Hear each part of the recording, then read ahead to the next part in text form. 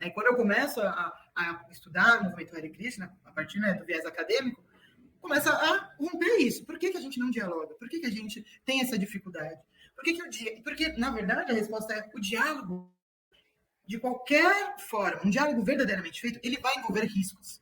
Se eu estou aqui dialogando com vocês dois e eu não estiver aberta a mudar a minha opinião, a me transformar, a fazer essa mistura, eu não estou dialogando. Eu posso estar aqui fazendo um monólogo, dando uma palestra, mas eu não estou de fato dialogando, porque o diálogo ele vai envolver um risco. E é isso que as igrejas mais fundamentalistas não querem, que as pessoas corram o risco de pensar de outras formas. Né? Porque o fundamentalismo é o quê? A verdade única, absoluta, e que todas as outras formas, entre aspas, de verdade, porque para eles não são, devem ser exterminadas. Então, se essa verdade deve ser exterminada, eu vejo o outro como inimigo, e eu tenho que destruir esse inimigo.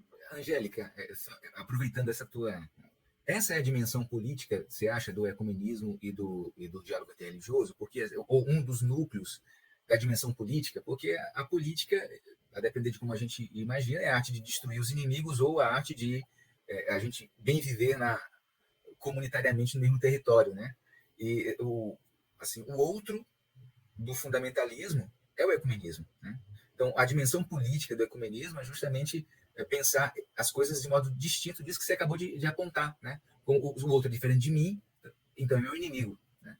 E não assim, se o outro tem uma experiência diferente de Deus, por exemplo, que a minha, a experiência dele pode me ajudar na revelação, né? Na abertura, no esclarecimento de Deus, né, para mim. Você acha que a dimensão, se a gente fosse procurar um núcleo das dimensões políticas do ecumenismo e do diálogo interreligioso, estaria aí, justamente nesse ponto que você acaba de pôr para a gente?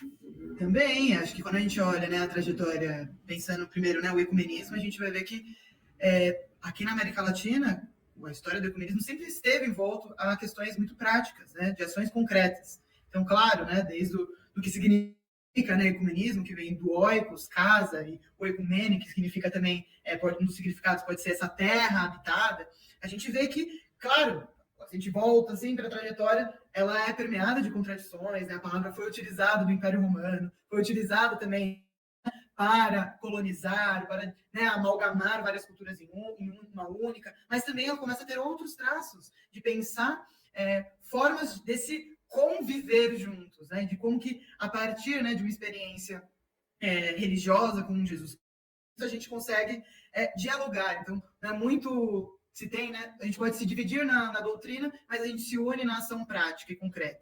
E acho que o ecumenismo ele traz isso. E quando a gente olha a história do ecumenismo na América Latina e no Brasil, a gente vê o quanto também o Conselho Mundial de Igrejas, outros órgãos internacionais ecumênicos, fortaleceram o movimento aqui e organizações aqui no combate a ditaduras, no combate a opressões, né, na promoção de direitos humanos. Então, para mim, o ecumenismo, e estando também em outros espaços globais de ecumenismo, e que tem trazido uma crítica ao ecumenismo institucional, ou mesmo ao diálogo interreligioso institucional, né, que é aquela foto com os líderes, normalmente homens, com as suas vestes litúrgicas, e olha, dialogamos, ou somos ecumênicos. Para mim, a minha experiência de ecumenismo não passa por aí.